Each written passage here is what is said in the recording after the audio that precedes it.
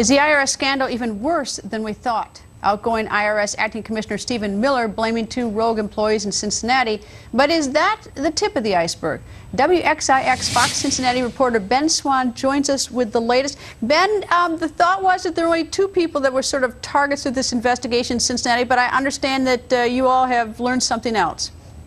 That's right, Greta. You know, originally when this story first started to break, Stephen Miller had said that there were really 2, he called them rogue employees who he said had gone, quote, off the reservation, and that they were at the center of all of this. Well, we started looking into this story actually a year ago when Tea Party groups here, including the Ohio Liberty Council, contacted us saying that they were being unfairly targeted. So we were fairly familiar with this story.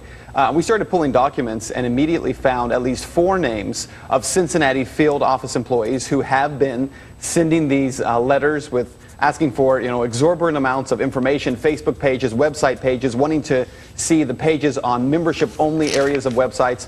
We've started to pull those names and found there were at least 4 employees in the Cincinnati office that we've been able to find. We then took that information and were able to cross-reference it with a couple of sources, including a couple of law enforcement sources who said, yes, those are the names they're seeing as well of people who may be involved in this. So the original claim that only 2 employees were behind all this, it seemed to be a strange claim in the first place, and it's one that we've been able to verify does not appear to be true.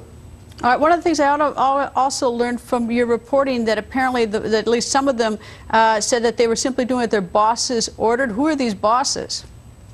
Well, again, we don't have names of those folks, but we do have sources telling us that these employees are saying they were doing only what they were directed to do by their superiors. What's interesting also, Greta, is in today's testimony by Stephen Miller, we heard a use of certain terms like a team in Cincinnati, people in Cincinnati, staff in Cincinnati, and he seemed to even shy away from the reference to 2 people, again, who have not been named. Also, interestingly, Miller had originally said those 2 employees had already been disciplined.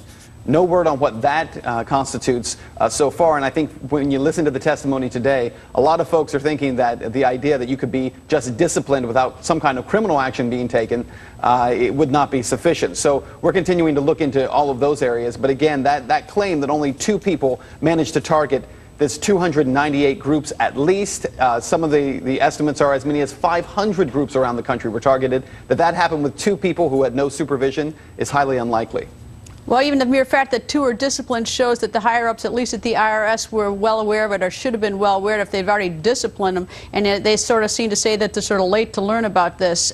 So that's sort of curious that people were being disciplined, you know, even before, you know, recently. But anyway, thank you very much, Ben. You got it. Thank you, Greta.